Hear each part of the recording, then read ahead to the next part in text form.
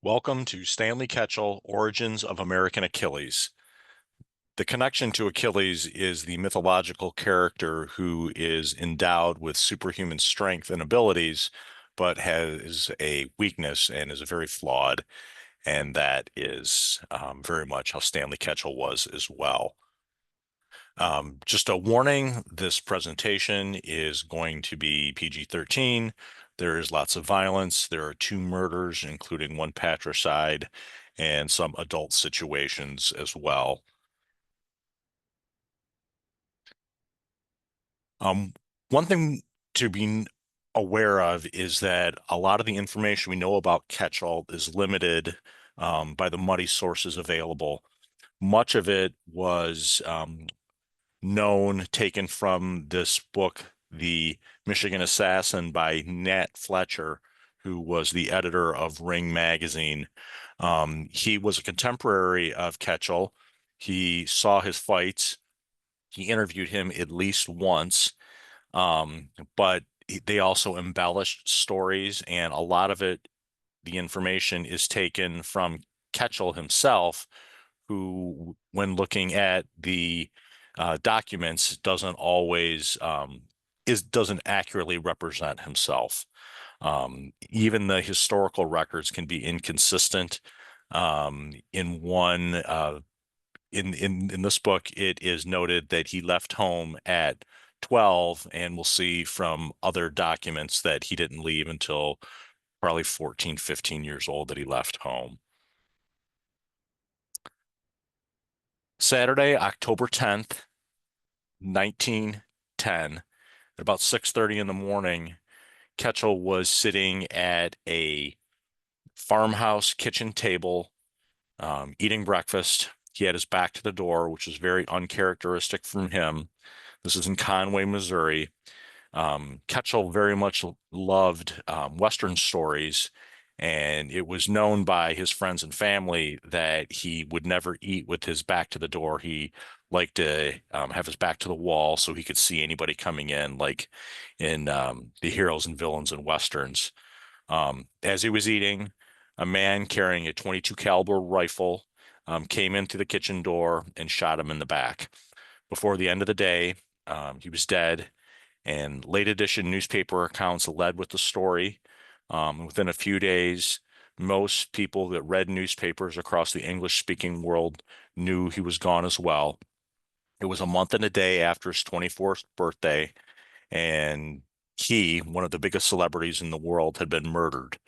Um, Fletcher described him as a rushing, tearing demon of the ring. He also wrote about Stanley, who was known to Steve by Steve as his friends, as one of the most human individuals to stalk through Fistiana, wild and untamed 1 second, lovable the next, treacherous at times, and most amiable at others. Ketchel was born September 14th, 1886, by all accounts in Grand Rapids. We don't know if it was at home or in a hospital or elsewhere. His mother, Julia Olbinski, was born in January 1873. This is the 1876 Atlas of Kent County. The Olbinski farm is not referenced here. It would be in section 16. What we should take note of here is in section 9, you see J. Dickerson, and that will factor into the story later on. This 1907 Atlas of Kent County, we can see in section 16 a little more clearly. It says Maple Family Farms, Mrs. Olbinski, and this was Julia's family farm. Her father had passed already. His father was 20 years older than his mother. Um, Ketchel, his father, was born in 1867. He was an immigrant from Germany. He was of Polish origin. We can see here in the 1882 Grand Rapids City Directory, he's listed as a laborer, and he resides at 124 4th Street. If this information was taken the year before um, to publish in the 1882 directory, His father would have been 13 years old, and there is no record known of his immigration with family. So he quite possibly left Germany when he was 12 years old on his own. This is a record of his parents' wedding, recorded in 1885. The ages are wrong. His mother would have been about 13 years old, and his dad about 6 years older. We see in the 1887 directory listed on the same block, but the address is different. We don't know if the address has changed at this point or if they moved homes. Um, Here we see in the 1895 Sanborn, in the corner, we can see the northwest corner of 4th and Seward Street.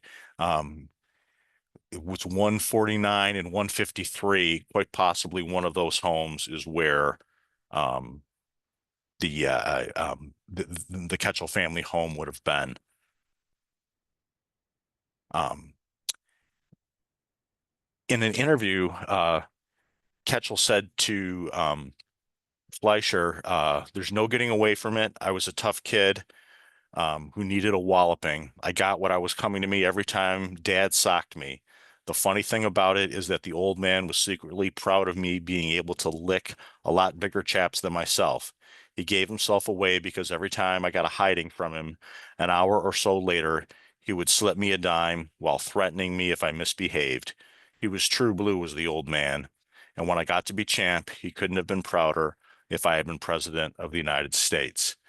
Um, we see in this 1900 federal census, so Ketchel would have been 14 at this point, or 13 when they took the information, that he was still listed at home. This is a Grand Rapids Press article from 1900 about some boys who had gone missing, and there's a letter from Ketchel that came from White Cloud. So he was gone, but he was not, he was still in Michigan at that point. Here's a 1901 Grand Rapids Press article where there's talking about there's a shooting, a person survived, and Ketchel didn't do the actual shooting, but it was his gun that was used in this. This is still just connecting him to Grand Rapids at this point. So at about 14, 15, he moved away from home. He rode boxcars, spent a lot of time out west. He settled in Butte, Montana, working as a bellhop and as a bouncer. There he met a couple professional boxers, including Maurice Thompson. Thompson amassed over 100 professional fights. And although he lived much of his life in Montana, he was born in Marquette, Michigan. Ketchel began training with him, and he had his first recorded professional fight in 1903 at the age of 16. Over the next year, his record was mixed, with 2 losses to his training partner Thompson, but he soon went on a 39-fight winning streak. He twice met and defeated former light heavyweight champion Philadelphia Jack O'Brien, who's not an overly large man, but he did at one time own a piece of the heavyweight championship. Bryan was arguably the first boxer self-promoter of this era. He was the first to go on lecture tours. He participated in vaudeville. He was very much a celebrity transcending the sport. So another picture of Ketchel and O'Brien. Ketchel moved to California in 1907 to get better fights. He defeated Joe Thomas, who was considered the world middleweight champion. In victory, Ketchel claimed his first championship. He then twice defeated twin brothers Mike and Jack Twin Sullivan, retaining his belt. Here's an article from 1908 where his father he had been drinking and was arrested, and he went before the judge, and just kind of showing the dysfunction that was in the Ketchel family. The 1910 federal census, we are looking at his mother, who is in Detroit at this point, at the head of household. So she was not with the rest of the family at that time. She eventually moved back. He fought Billy Papke 4 times, who was probably his biggest rival. Papke, in the first fight, Ketchel won by decision. In the second fight, Papke, when they came out to shake hands, the account is that he just went after Ketchel and gave him a severe beating. Ketchel was eventually stopped in the 12th round. And the story is that this is the incident where um, the referee says, shake hands now and come out fighting. It was because of this fight. In their third fight, which was about a month later, Ketchel um, knocked Papke out, and then their fourth fight, Ketchel won by decision. A lot of Ketchel's money was made in vaudeville. He did um, he would exhibition fight, and he would also appear on stage. He was paid $1,000 a week for this, which would be about $35,000 a week in current money. Um, but after the Papke fights, it was soon talked about in the press about him facing heavyweight champion Jack Johnson, who we see here. Um, Johnson was the first black heavyweight champion. He was also the world colored heavyweight champion, but vacated that role when he won the more lucrative title, defeating Tommy Burns in Sydney, Australia in 1908. He was the third of 9 children, born 1878. Both his parents were born into slavery. His father was a civilian teamster in the Civil War. Jack attended school for 5 years. He then quit school to go to work. Despite growing up in the Deep South, Galveston, Texas, during Jim Crow, he claims to have been sheltered from most racism and segregation. At 16, he moved to New York City and fought his first professional fight at the age of 19 or 20. Johnson is recognized as one of the most influential boxers in history. Ken Burns produced a documentary, Unforgivable Blackness, The Rise and Fall of Jack Johnson in 1905. It's based on a book of the same name the year earlier. Johnson led an improbable life. He was an entrepreneur. He ran desegregated nightclubs, was married to a white woman, and reveled in getting under the skin of folks who did not like him. He was charged with violating the Mann Act, which was transporting women over state lines for immoral purposes. This was a political charge. He then fled overseas and fought abroad for nearly a decade. He ended up serving a year in prison on his return. This was after he fought Ketchel. To start the story of Ketchel and Johnson, we talk about segregation and the color line in sport at the time. Both Johnson and Ketchel fought both black and white fighters. Boxing was segregated when white fighters found it advantageous. Ketchel initially refused to fight Johnson. It's likely the large amount of money he received for the fight was a draw. The fighters were to receive 60% of the gross receipts, and Ketchel was to receive 35% of that. Um, Ketchel and Johnson became friends. It's unclear where, but this is part of the story. They fought October 16th, 1909 in Coloma, California. The crowd was over 10,000 spectators. Johnson was a 10-4 favorite. He was probably as much as 40 pounds heavier. Ring Magazine ranked this as the 25th greatest title fight of all time in 1996. Some argue this fight was supposed to go all 20 rounds as it was scheduled like an exhibition if they had a side agreement. But the fighters had different plans. Ketchel was down in 2 of the early rounds. He was going after Johnson. In the 12th round, Ketchel exploded with an overhand right and knocked Johnson down. The crowd was as stunned as Johnson. Johnson got up in a flurry and knocked Ketchel out. In grainy footage, you can see Johnson wiping Ketchel's teeth off his glove. At least that's the story. Um, um, for Johnson's next fight, he fought former champion James J. Jeffries to come out of retirement. The public was looking for someone to defeat Johnson. Writer Jack London offered the term the Great White Hope as an appeal to bring um, Jeffries out of retirement. When Johnson and Jeffries did fight on the 4th of July, 1910, Ketchel was in Johnson's corner. Um, he was helping Johnson train for the fight. Ketchel had been friends with both men, but he seemed to take pleasure in needling Jeffries. And there's recording of getting kicked out of Jeff's camp um, shortly before the fight. There was over 20,000 people in attendance in Reno, Nevada for this fight, and newsreels after brought in a lot of revenue too. Um, the John L. Sullivan, pictured here, was in attendance for this. He was in supporting Jeffries.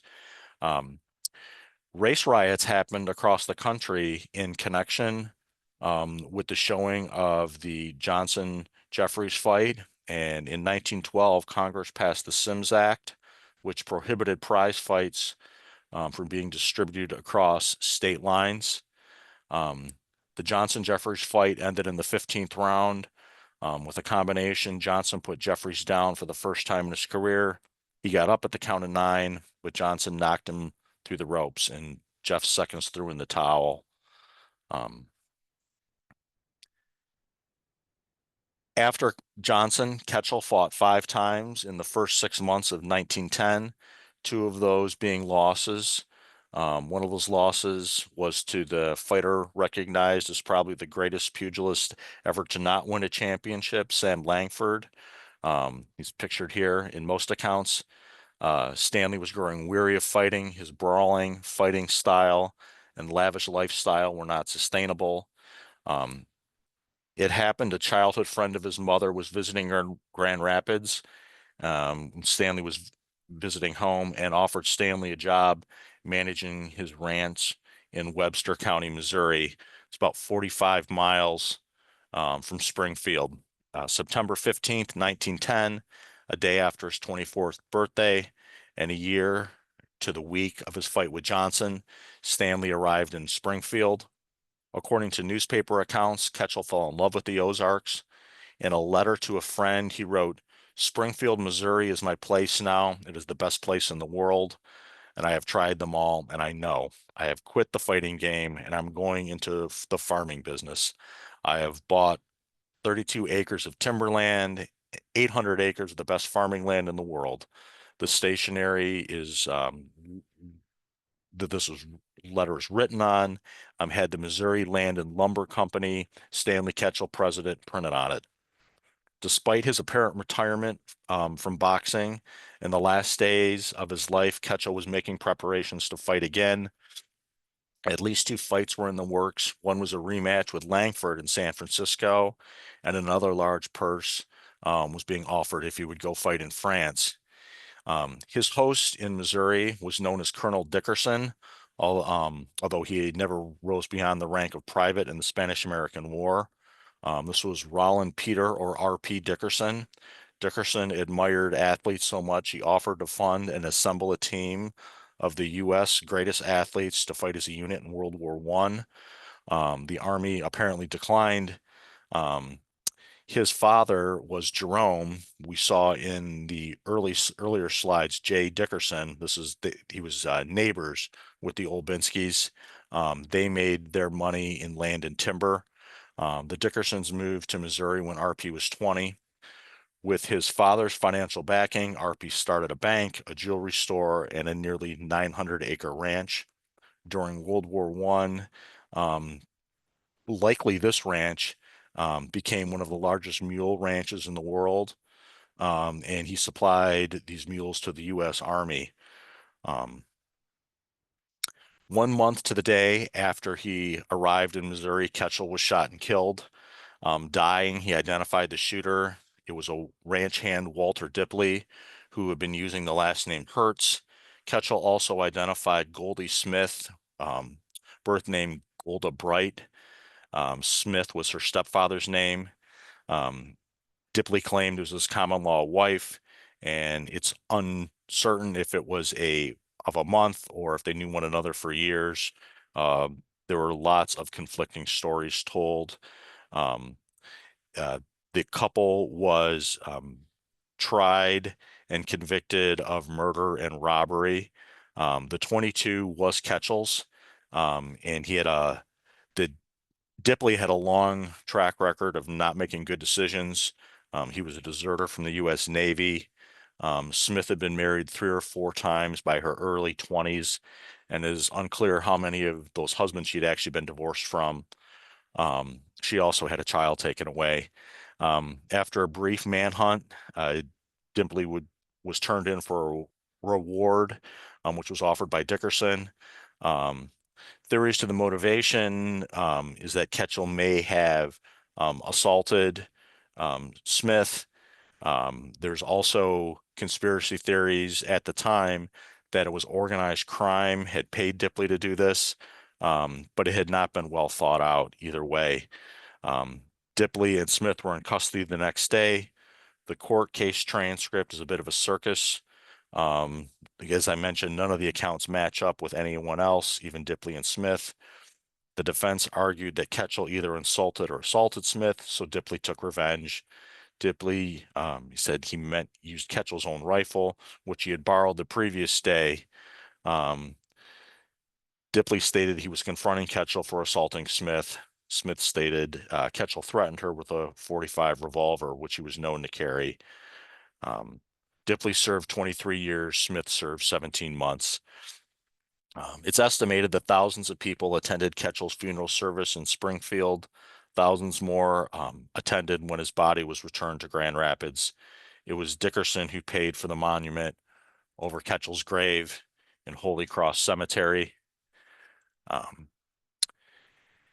then in 1928, Ketchel's father was killed by his brother, and just the family had lots of troubles. Some branches were able to get away, but there was uh, trauma followed them around. Um, Part of his legacy is Ernest Hemingway was very interested in Ketchel. His short story "Light of the World" is likely a Nick Adams story. Most people interpret it that way, and it's a conversation in a bar and then on a train station about Stanley Ketchel. Um, in 2018, Sylvester Stallone petitioned the president to pardon, after his death, obviously, um, Jack Johnson, and that was granted. And Stanley Ketchel still talked about even today with boxing historians. And how many fights did Jim Jacobs have in that library? I don't know, thousands of them. I watched thousands. Guys fighting in 1898. Wow. Who were standouts for you outside of the stand? Like obviously Jack Johnson. Yeah, he was awesome too. He was just amazing. He was ahead of his time fighting. Way Also ahead of his little time. guys like Tony Cantaneri, Henry D. Armstrong, Barney Ross, guys like that. Benny Leonard. These guys that just they evolved boxing to the level where they can evolve to now. They were superstars in their time. Who was that crazy middleweight who went up to fight Jack Johnson? Yeah, Stanley Ketchel. That's right. He's a That motherfucker badass. could punch. Yeah, he's a badass. Then he got killed Yeah, by during a his guy's time. Yeah, because he stole this guy's girlfriend. Yeah. And he was a tough guy. Like, what are you gonna do about it? Beat the guy up. He disrespected the guy, and the guy came back and shot him. Yeah. Stanley Ketchel was a real wild and crazy guy. Well, most of the greats were. Yeah, he was wild. It's He was fearless. Didn't Yeah. say any. How many fights did Jim Jacobs have?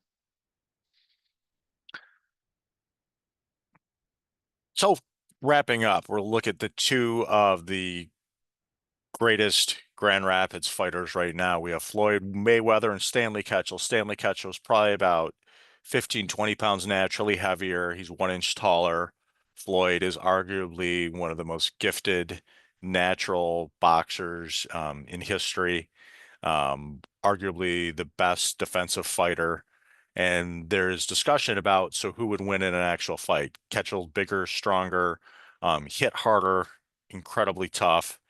And conjecture is that if it was modern rules, Floyd would win 12 rounds. He would be able to outbox Ketchel without too much trouble. But if it was 1910, 1909 rules, Ketchel could drag him into the later rounds and he wouldn't have the referee interfering as much. And Ketchel likely could defeat Floyd 17, 23 rounds, either referee stoppage or a clean knockout. Thank you. I hope you enjoyed.